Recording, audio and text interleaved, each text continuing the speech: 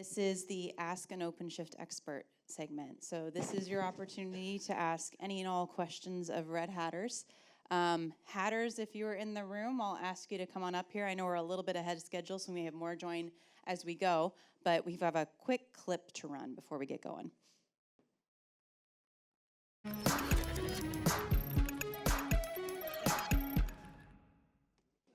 All right, so building on that, Ask an OpenShift Expert is a weekly stream every Wednesday.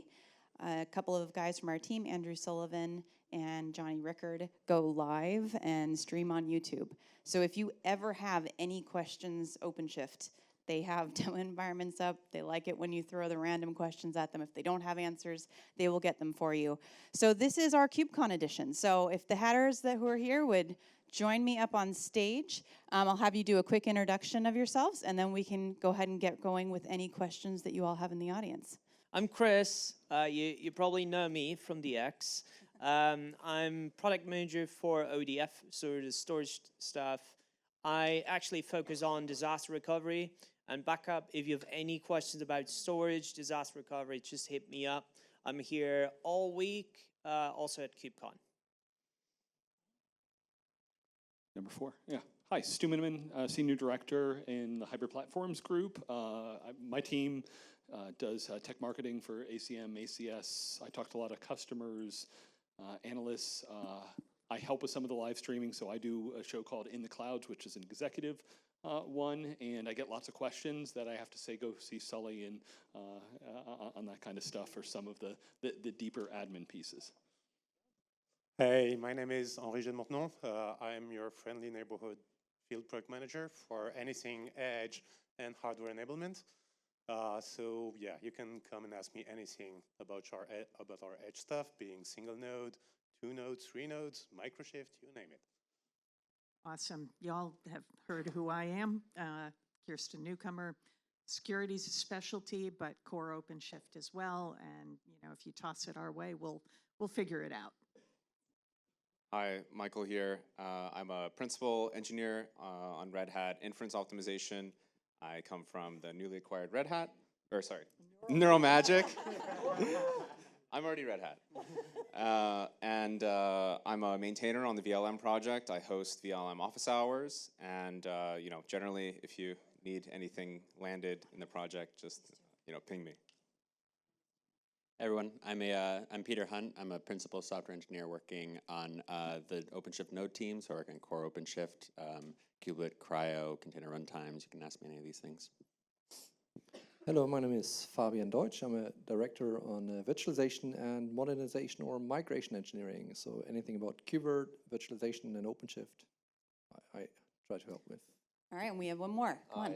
Hi everybody, my name is Daniel from Boston, and I probably only one person here for care about developers. Yeah, I'm.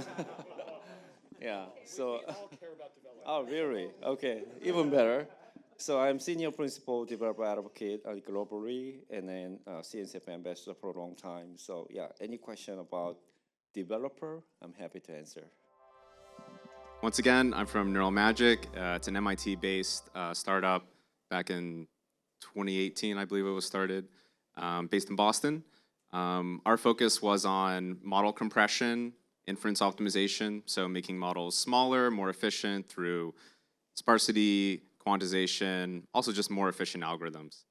Our focus was for a while on optimizing CPUs and running larger and larger models on smaller and smaller CPUs and constrained hardware devices.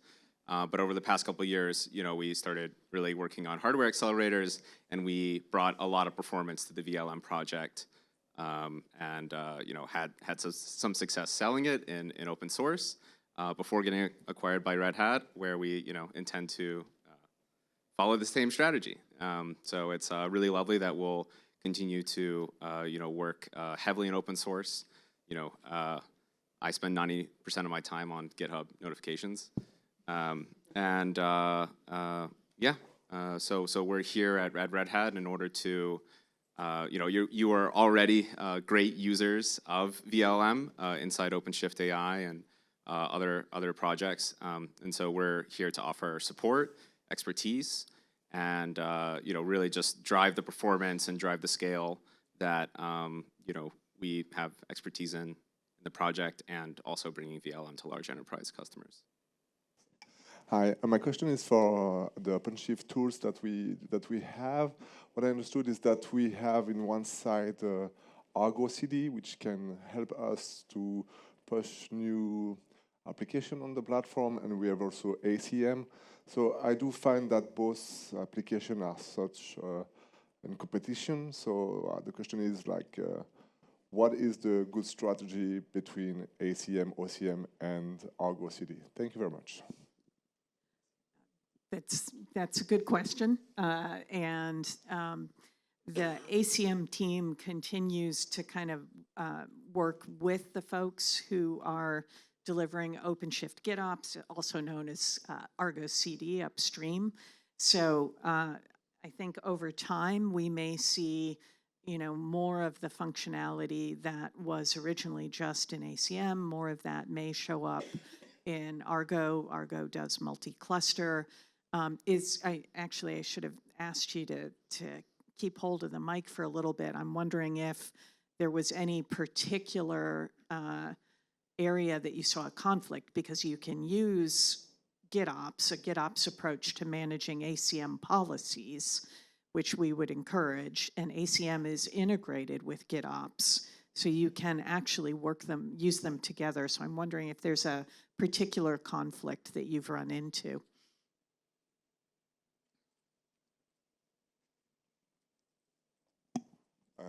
I'm thinking I'm speaking for someone else, but the question is was more when we look at the documentation and so on, from our perspective, we feel that ACM is more complex, that was more designed for edge computing or something like this, and Argo CD was something more easily to understand by engineers, and that somehow it was getting more attraction. So yeah, the question was more which one we should prefer instead, something like this. We don't really feel that we need you to prefer one over the other. You should use what works best for your scenarios and use cases. And again, I think that sometimes this happens in the open source community, right? ACM had a set of functionality in place. Argo CD came out of the community, and over time, we're seeing the two come together for application placement and for GitOps management. Go ahead. I can share one example, because I saw some of the example from one of our customer. They actually combine ACM and Argo CD, OpenShift GitOps at the same time. But that use case is actually they want to deploy new application into some new cluster, even not multiple cluster. So once you have some resource limitation, it automatically scale out your cluster, but end of the goal, you actually scale your business application on the new cluster or new workers. So ACM scale out your infrastructure first, and the Argo is to spread out your application at the same time, and the end user's perspective that application finally scale out brand new worker and automatically deploy as part of a CI/CD and GitOps practices. So that is a really good example how to combine two stack for your scalability across cluster or even multi-cluster at the same time. Thank you very much. And just one more angle of this, because I'm focused on DR. Right? So when we're using Argo CD, we have a clear description of what the workload is like. And so now ACM scoops that up, and it can show you that workload, and then using the DR platform that we're building, it's very easy for us to then say, okay, let's fail that workload over, and ACM can just deploy that workload over on the other side. Hi, David Safai, Trilio. We natively protect anything and everything Red Hat provides. My question's around migration. A lot of people are talking about Vert, and so it's not to lead the witness, but we see a lot of analysis paralysis that exists out there before people look to migrate their VMs. Can someone speak to VMA? Because I think VMA would be very good for people to hear about. Right. So, unfortunately, a lot of customers have a decade or more of their environment. So, the first thing we do is, our software can go out, look at the environment, give you green, yellow, red. In our experience, it's often 6 to 8 months of looking through it, understanding it. Big concern we have is, this is how I run my business. I don't want to have risk. Internally, we talk about what is the risk line. We do not want to do something that is going to put your workloads at risk. We spent a lot of years on the engineering side, virtualization to make sure, we're Red Hat. We've been doing this for decades. Enterprise Linux, enterprise Kubernetes. We don't need to say enterprise virtualization because it's been proven there. So the assessment tool is one that we used a lot over the last year or so. Consulting, both internal Red Hat and working with a lot of our SIs and GSI partners has been a lot of work. So, getting over that hurdle is, that first thing's tough. And there's a lot of politics involved and the skill set of the people and things like that. But it's not an easy challenge, but it's something hopefully we're getting over, and we welcome the feedback from partners like you to help us, move forward. Yeah, and even it's just how long does this take? We've got some customers that have done some sizable migrations that are done, and we're super excited at Red Hat Summit. We've got like 19 customers that are going to be talking about publicly. If you go look in the catalog, you can go through everything from NVIDIA and NASA and Visa and Orange and others that are there. So super exciting. Summit's going to be a great one to be able to hear about that, because a lot of them, until they've gotten a little bit down that path, they aren't willing to talk about it. As Stu said, right, so thank you very much for coming from VMA. So, VMA is like an overarching process, and I would just like to add something. The interesting part about the migration part is, right, it's like we take something that we've cared for 20 years, right, whatever it is, right, whatever vendor and platform we own today, we're saying we're going to replace all of this, right, with something from Red Hat. Thank you for that trust, right, if you go down that journey, right? But that's why we have VMA, right? Because we want to see what do you have, and as you said, right, we want to make it successful for you. But I'm from the engineering side. I try to see that we get the technical pieces into place, that we really run your VMs in a robust way, that it scales well. But there's so much more needed in order to make that migration story successful, right? Someone needs to look at your environment, needs to look at your VMs. They need to take care of them. You need to have a point of contact to speak about all the difficulties through that journey. Like taking your environment, networking, storage partners, network partners, identity management, how does it tie into your organization? How do permissions with people? There's so much to be considered. So while I'm excited about the technical side of things, there's so much more to be considered. And that's why I think the VMA is good, right? It's a little bit further away from me, though. Thank you again for covering for it. But the point is, look at it. When you did all these preparations, then we can help you to do that migration over a weekend, right? Or some customers take it's taking a month, 2 months, 4 months, depending on your needs, your maintenance windows, the interruptions that are permitted for your applications. So the journey really depends. In the end, once you know what you want to migrate and how you want to migrate, where you want to go, then it's more of a technical process. But coming up to that point, I think that's the interesting part, and sometimes as challenging part of the journey than doing the migration. Yeah, and the good news is, what we all learn is we learn from the experience we've had. So we've got lots of customers that go through this. So the first customer that was like, oh, we got to do 1,000 VMs. How long will that take? Versus now there's some customers we're talking that are tens of thousands of VMs. But those of you that have been with us for years, it's like the longer we go on in this, the more customers that have done it, we can actually accelerate things. We've learned from this. We've got ways that we can share it. And a lot of that we just bake into the product with things like insights. So that it's there, and the VMA itself is a lot of that's automated, so it's a great tool. Hello. My question is about ingress controllers and roadmap. So I remember at some point there was mention about integrating API gateway into ingress controllers, and our team is particularly interested into that because service mesh is great, but there are some features like API gateway, for example, which we would like to utilize. So any updates on the roadmap? It's work in progress. We have a really great networking team who have just been investing a lot.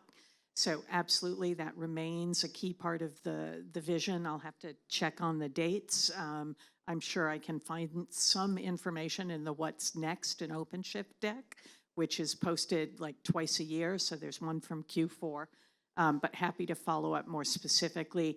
Some of what the team kind of got, some of the work that I would say stepped in front of Gateway API potentially is a lot of the user-defined networking, which is additional isolation at the layer 2 level that's now available and particularly interesting to our Vert customers, but Gateway API is still a key project. I'll check when I'm off stage.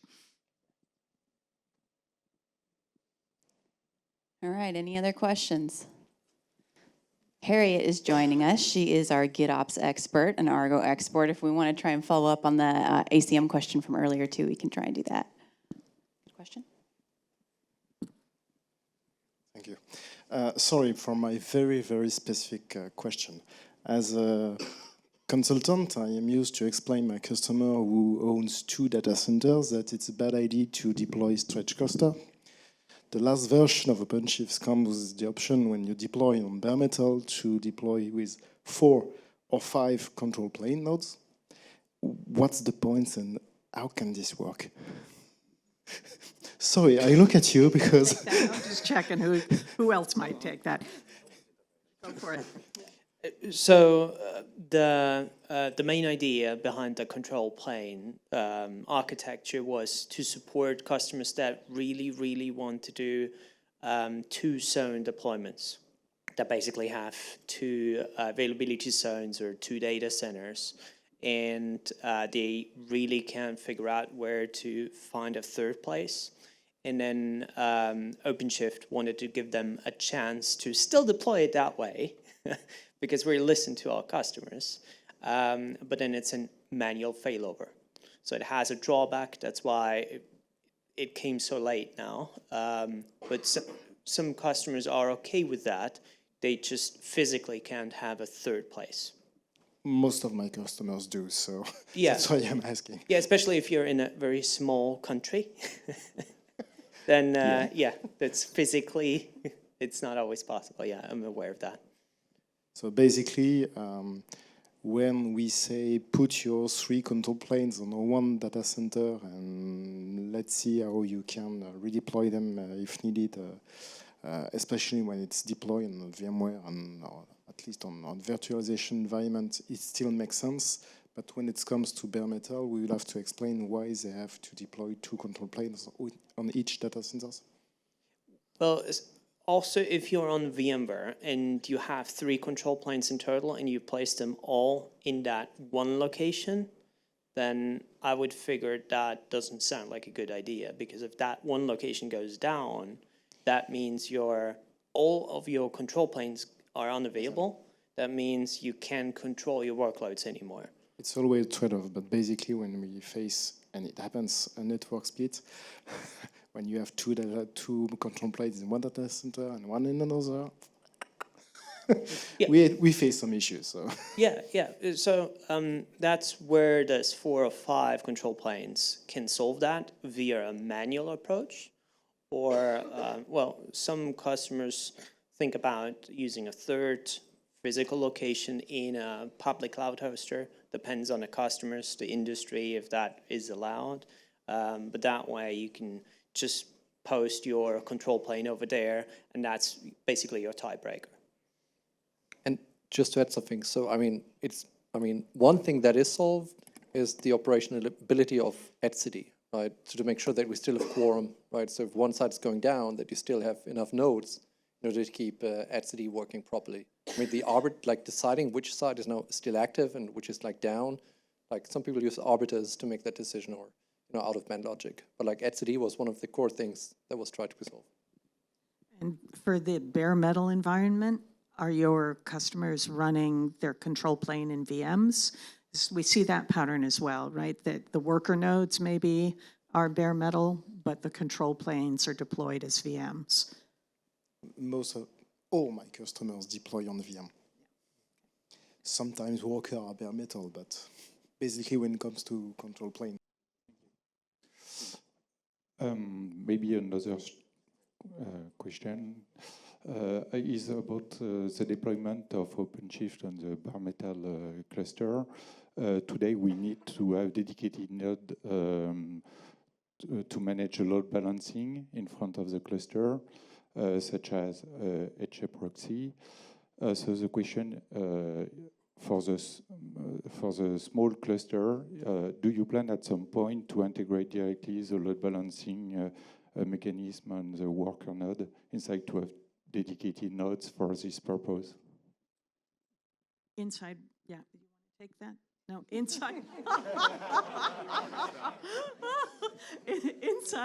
inside what? I missed that last part. On the infra nodes? Yes. So HA. Yeah. Come on up, Natalie. Hello. Yeah, it's just an architectural choice because also because you don't pay the infra nodes. The subscription are only for the worker nodes. So you're saving that compute and you're moving to infra nodes. But you can put the router everywhere and also in worker nodes, and they will work perfectly. Yes, but my question was not about the cost in terms of license, but in terms to dedicate specifically hardware in order to manage the HA proxy. So yeah, you can do labeling of the nodes, and you say, okay, those nodes will run HA proxy because their hardware is fantastic, and you can land the pod only on those nodes. And whatever they're infra node or not infra node, they will be running in that hardware. You can control that today. Okay, maybe we missed something. Yeah, it's just a setting. By default, they go in the documentation will walk you through setting up infra nodes, routers, registry, logging, monitor. Everything is going to be in infra node. But you can elect one infra node to be your gold hardware. No, and that router will go there and will take benefit of the good hardware setup. If you want to use software ingress controller, otherwise there are hardware solution like F5. If you want more, a powerful hardware solution. Okay, thanks. Welcome. All right, we probably have time for maybe one or two more questions. Any other outstanding ones that we missed? Out of curiosity, is anybody here in the Vert Lab earlier today? Not in this room. They're still there. They're still there. They're still busy. Fabian, I was going to ask you earlier, I think we started to cover this, but virtualization wasn't covered on the main stage today. We obviously had the lab where people could get hands-on, but could you, and Ronan, I might call on you as well, give us a quick overview on how things are going in terms of adoption, maybe adding on a little bit to what Stu was saying earlier? Sure. So as you said, I think we're very excited to see that many customers speaking about virtualization at Summit. So if you've got time, look at the schedule.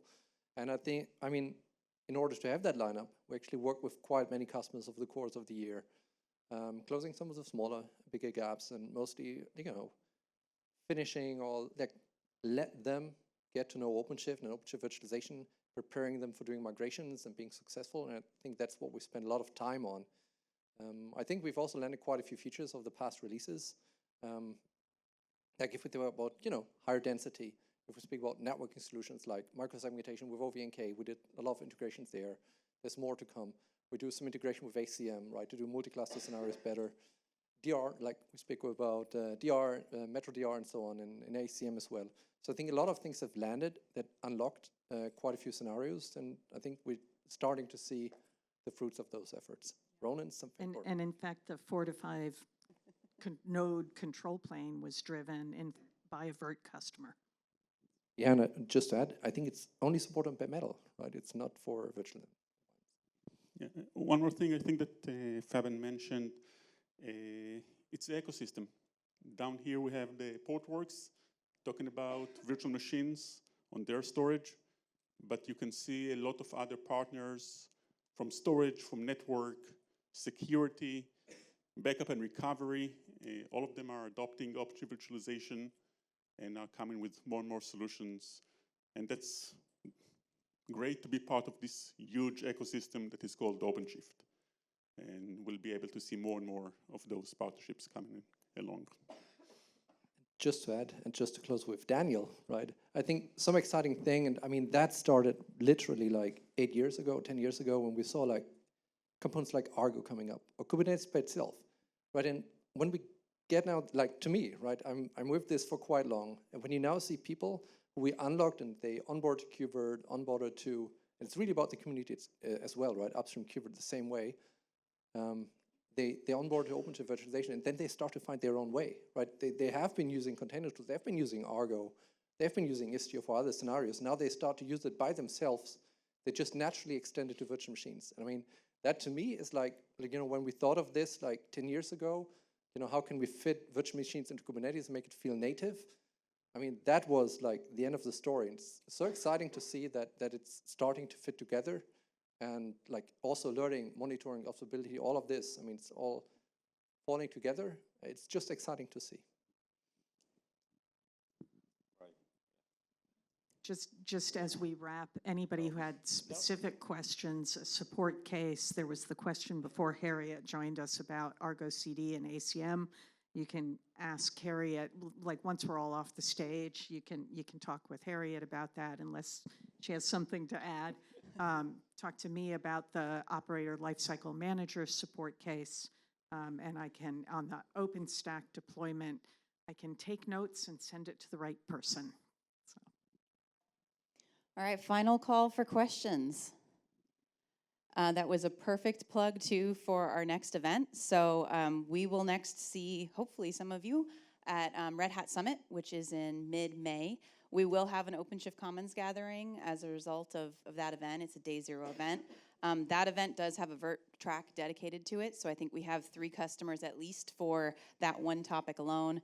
And then, of course, AI, security, multi-cloud management, all of those pieces will also be incorporated through the course of that event too.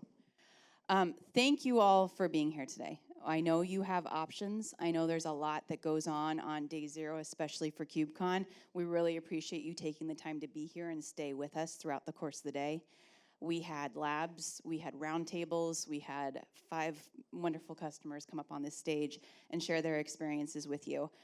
And I think everybody brings a slightly different perspective to how they use the platform, to what their challenges are. And I've heard a few of you say, you know, it's nice to hear somebody say it, I can relate to it. It's similar, it's familiar, but it's different enough that it gave me an idea I can go back and try and implement at home. So thank you all for, again, taking the time to be with us. There is a survey up. We want to hear from you. How was the event structure from you? How did it work? We had a slightly shorter day today too. Was that helpful for you? Does that allow you to go to the other events? Please do give us that feedback so we can implement it at Red Hat Summit in May. Beyond that, we will see you at the next KubeCon North America. We'll be back here for KubeCon EU next year. And there are a handful of regional events. So if you are interested in attending some of our field executed OpenShift Commons gathering, you can always go to commons.openshift.org, and the full list of upcoming events can be found there as well.